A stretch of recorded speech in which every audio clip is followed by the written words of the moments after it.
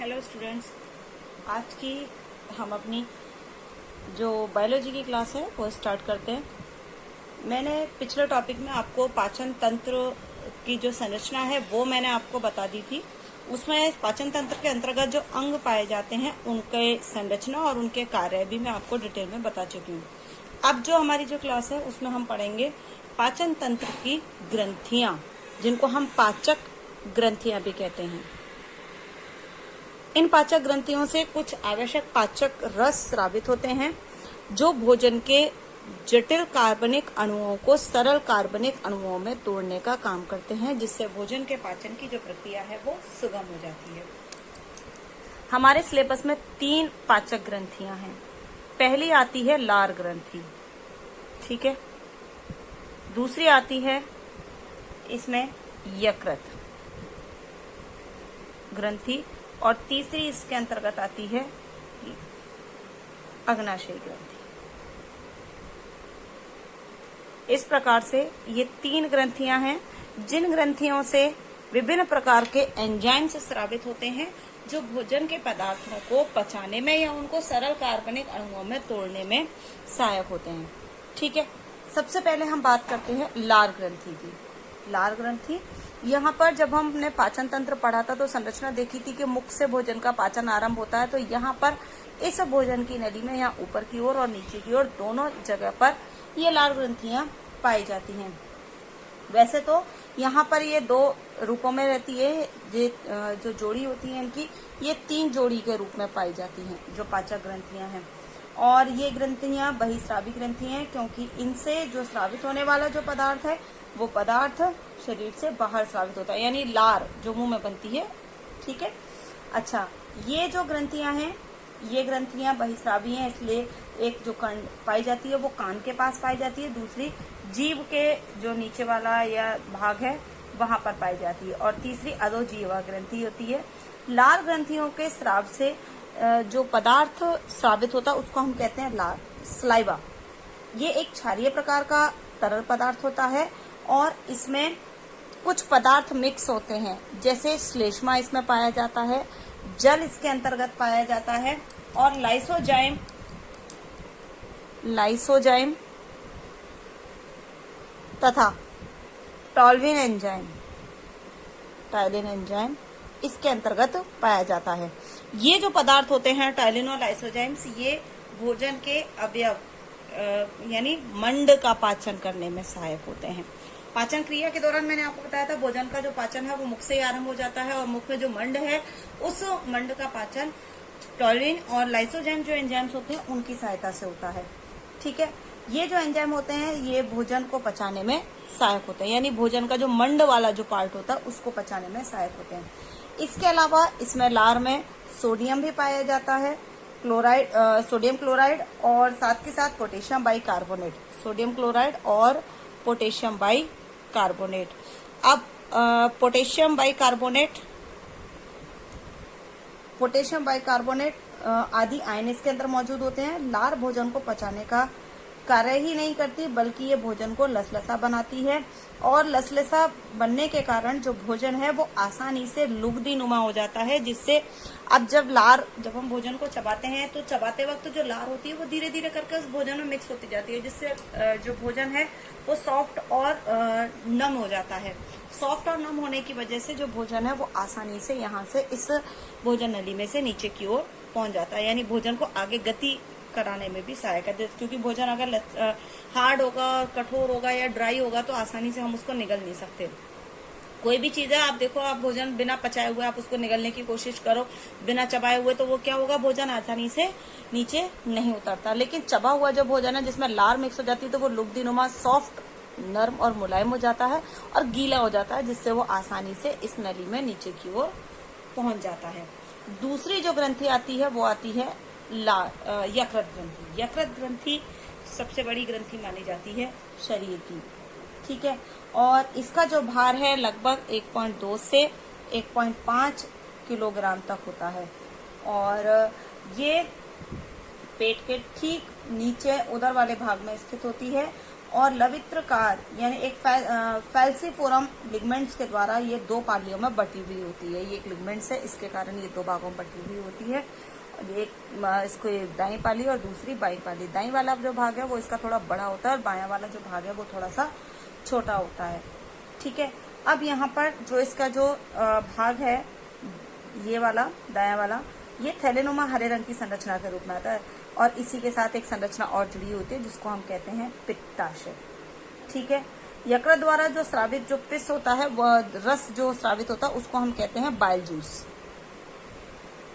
ठीक है, bile juice पित्ताशय से पित्त वाहिनी से निकल करके यकृत वाहिनी में आ जाता है और ये यकृत वाहिनी में पहुंचने के पश्चात यहाँ पर एक पित्त वाहिनी से जुड़ी हुई होती है। जो दोनों का ये रस है वो एक साथ भोजन को पचाने के लिए जो ग्रहणी वाला जो भाग है उसमें पहुंच जाता है, क्योंकि यहाँ से ये जुड़ा हुआ पार्ट है इसका पित्ताशय का। तो यकृत रस और पित्त रस दोनों एक साथ एक ही वाहिनी में जाकर के खुलते हैं, जिससे जो भोजन है वो जो भोजन का जो माध्यम है उसको क्षारीय माध्यम में परिवर्तित करने में सहायक होता है। यकृत जो भाग है इसका, यकृत का निर्माण छोटी छोटी पिंडों से मिलकर के बना हुआ है। प्रत्येक पाली के एक केंद्रीय भाग में एक सिरा होती है जो पिंड और नली के अक्ष के रूप में होती है। ठीक है, अच्छा, इसके अंदर कुछ कोशिकाएं पाई जाती हैं। इसके अंतर्गत इसकी जो शिरा है यकृत की, उसमें उन कोशिकाओं को कहते हैं कुफ्फर कोशिकाएं।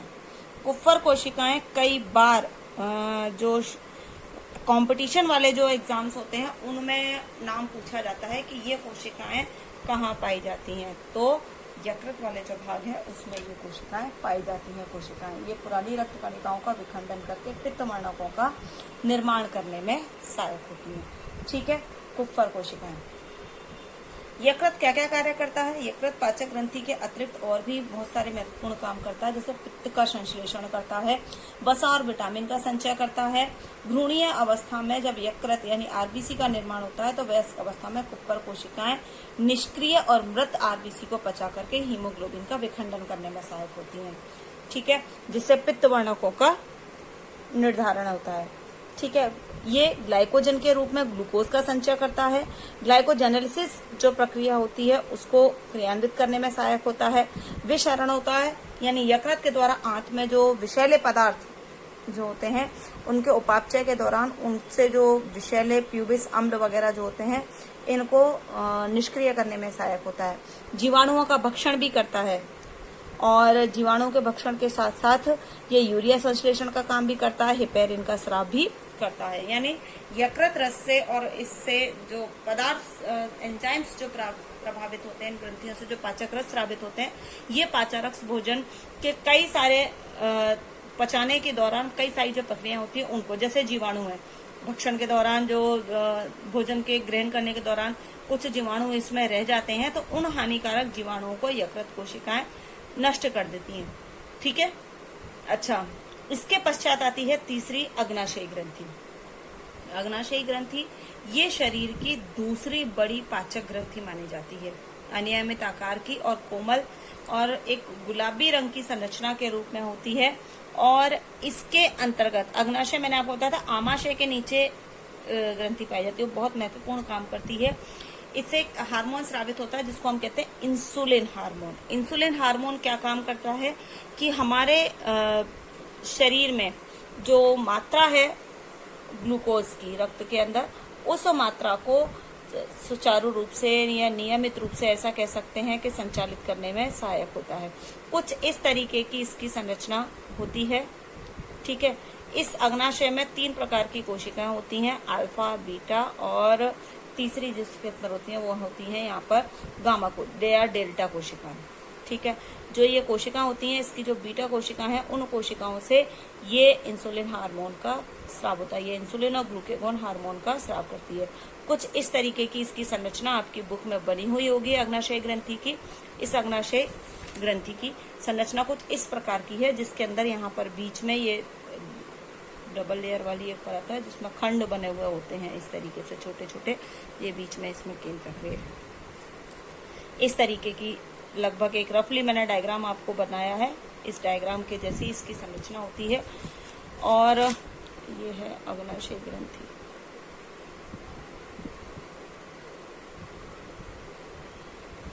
अग्नाशय ग्रंथि। अच्छा, इस अग्नाशय ग्रंथि को मैंने बताया आपको, ये कहाँ पर पाई जाती है? आमाशय के नीचे। ये ग्रहणी की दोनों भुजाओं के मध्य स्थित होती है और इसकी कोशिकाओं में बने बहुत सारे इसके अंदर पिंडक पाए जाते हैं। गोलाकार संरचना होती है जो कोशिकीय पिंडों से महीन वाहिनियां इसके अंतर्गत निकलती रहती हैं। जो पिंड वाली जो संरचना उसको कहते हैं एसिनाई। ठीक है।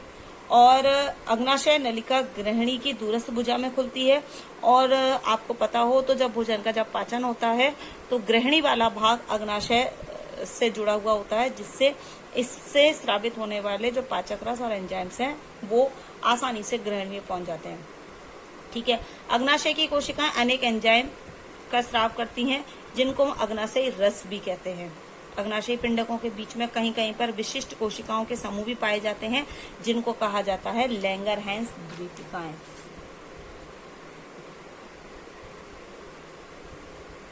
लैंगरहैंस द्वीपिकाएं, ये सबसे मेन पार्ट है इसका। ठीक है। लैंगरहैंस द्वीपिकाएं, ये आपको संरचना यहाँ पर दिखाई दे रही है। ठीक है। ये इसके अंदर बीच बीच में यहाँ पर रक्त कोशिकाएं पाई जाती हैं। यहीं पर मध्य में इसमें डेल्टा कोशिकाएं पाई जाएंगी। अल्फा और जो डेल्टा कोशिकाएं हैं वो यहाँ पाई जाती हैं। इसमें अल्फा, बीटा, डेल्टा तीनों प्रकार की। ठीक है। ये बहिस्रावी बाहरी जो पिंडक आपको गोल गोल चारों तरफ दिखाई दे रहा है, फ्लावर जैसी संरचना, ये होते हैं। ठीक है। ये समूह अंतःस्रावी प्रकृति के होते हैं और 3 प्रकार की कोशिकाएं इसमें मुख्य रूप से पाई जाती हैं। अल्फा कोशिकाएं, बीटा कोशिकाएं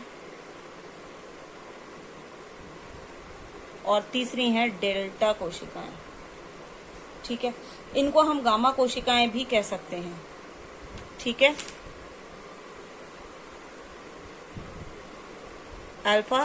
गामा या डेल्टा कोशिकाएं। ठीक है। इस प्रकार से ये 3 प्रकार की इसके अंतर्गत कोशिकाएं पाई जाती हैं। अब तीनों प्रकार की जो कोशिकाएं, इनके काम अलग अलग है।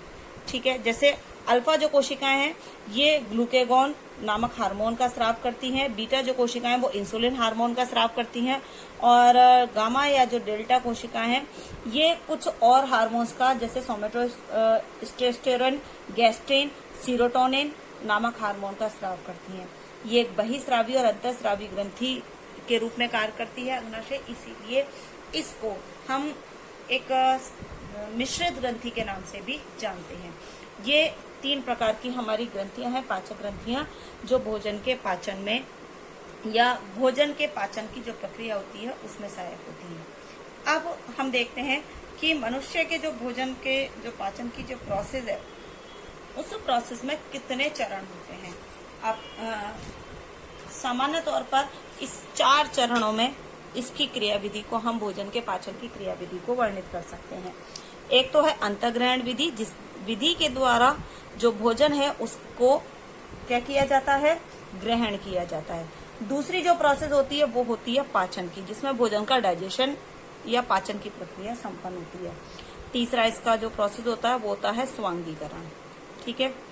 और चौथा जो है वो है बहिक्षेपण, जिस प्रोसेस के अंतर्गत पचे हुए या बिना पचे हुए जो अपशिष्ट जो पदार्थ होते हैं उनको शरीर से बाहर निष्कासित किया जाता है।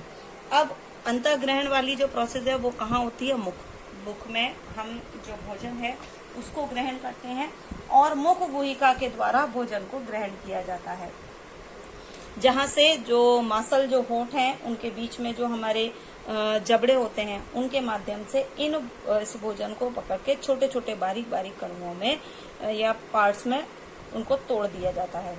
ये यहाँ पर जो प्रक्रिया जो होती है भोजन के अंतःग्रहण की, इस अंतःग्रहण की प्रक्रिया के थ्रू जो भोजन है वो हम छोटे छोटे टुकड़ों में या बाइट्स में ग्रहण करते हैं और फिर मुख के अंगों के द्वारा उसको और छोटे छोटे पार्ट्स में बांट करके और उनको आगे की ओर भेज दिया जाता है। अब यहाँ अंतःग्रहण के बाद आती है प्रोसेस पाचन की। ठीक है। भोजन का जो पाचन होता है वो मुख से ही आरंभ हो जाता है। मैंने स्टार्टिंग में भी बताया था आपको, यहीं से मुख से क्यों आरंभ हो जाता है, क्योंकि यहाँ पर जो भोजन का जो भाग है वो उसमें जो मंड वाला जो पार्ट होता है वो मंड वाला पार्ट लार में उपस्थित एंजाइम, मैंने आपको बताया था टाइलिन एंजाइम, ठीक है, पाया जाता है। ये टाइलिन एंजाइम भोजन को किसके रूप में कन्वर्ट कर देता है, माल्टोज और डेक्सट्रोज के रूप में। ठीक है, यानी मंड का जो पाचन है, मंड किसके, टाइलिन एंजाइम के द्वारा पचता है और किस में कन्वर्ट हो जाता है, माल्टोज और डेक्सट्रोज, इन दोनों में परिवर्तित हो जाता है। और इन दोनों में परिवर्तित होने से जो भोजन है वो का जो मंड वाला जो भाग है वो आसानी से पच जाता है। मुख में पाचन के बाद जो भोजन है वो बोलस कहलाता है। बोलस जीभ की सहायता से आसानी से जो ग्रसनी वाला जो भाग है वहां से नीचे की ओर इस ग्रसिका में धकेल दिया जाता है। और यहाँ पर इस ग्रसनी वाले भाग में भोजन के पाचन की कोई प्रक्रिया नहीं होती है। यहाँ पर श्लेष्मा ग्रंथियों के द्वारा जो श्लेष्मा स्रावित होता है, ये ग्रसिका में जो क्रमाकुंचन गति होती है जिसके कारण जो भोजन है वो मुख से सीधे आसानी से आगे की ओर भेज दिया जाता है। ठीक है, अब इस पाचन की जो प्रक्रिया है, यहाँ पर इस पाचन की प्रक्रिया में मुख के बाद जो भोजन पहुंचता है वो पहुंचता है आमाशय में। ठीक है, आमाशय, आमाशय में जो भोजन है वो लंबे समय तक रहता है। लंबे समय तक का क्या मतलब है कि 3 से 4 घंटे तक भोजन इसमें ठहरता है आमाशय में। और यहाँ पर जठर ग्रंथियों से जो जठर रस स्रावित होता है वो भोजन के इस पाचन की प्रक्रिया को यहाँ से आरंभ कर देते हैं। लेकिन उससे पहले जो जठर रस है, उस जठर रस में HCl अम्ल स्रावित होता है, जिसकी वजह से आमाशय के अंदर जो एकत्रित जो भोजन है वो भोजन की जो प्रकृति है वो कैसी हो जाती है, अम्लीय। अम्लीय होने की वजह से जो बाहरी माध्यम से भोजन के साथ आए हुए जो सूक्ष्म जीव या जो जीवाणु होते हैं वो नष्ट हो जाते हैं। ठीक है, अब HCl क्या महत्वपूर्ण काम करता है, ये भोजन में उपस्थित हानिकारक जीवाणुओं को नष्ट करता है। कुछ निष्क्रिय जो एंजाइम्स होते हैं जैसे पेप्सिनोजन वगैरह है, या उनको सक्रिय बना देता है, जिससे भोजन की पाचन की जो प्रक्रिया है वो सुगम हो जाए। कठोर ऊतकों को तोड़ने या गलाने का काम करता है। ये कैल्शियम और आयरन के अवशोषण में भी सहायता प्रदान करता है। टॉयलिन की क्रिया को इससे बंद भी किया जा सकता है। मुख से आया हुआ जो भोजन है उसके माध्यम को ये अम्लीय बनाता है और जठरगामी कपाट को नियंत्रित करने का काम करता है। अब आप देखो, यहाँ से ही आमाशय में पहुंचने के पश्चात ही मुख्य रूप से जो भोजन है उसके पाचन की प्रक्रिया संपन्न होती है। अब क्योंकि आमाशय में भोजन की जो प्रोसेस है वो बहुत थोड़ी सी लंबी प्रोसेस है, तो उसको हम आपकी नेक्स्ट क्लास में, क्योंकि आमाशय और छोटी आंत में ही मुख्य रूप से जो भोजन के पाचन की और अवशोषण की जो प्रक्रिया है वो यही संपन्न होती है। ठीक है, नेक्स्ट हम जो पढ़ेंगे, अब उस टॉपिक में हम पढ़ेंगे आमाशय में भोजन के पाचन की प्रक्रिया, किस प्रकार कौन कौन से एंजाइम्स किसका पाचन करते हैं। ठीक है, आज की इस क्लास में इतना ही।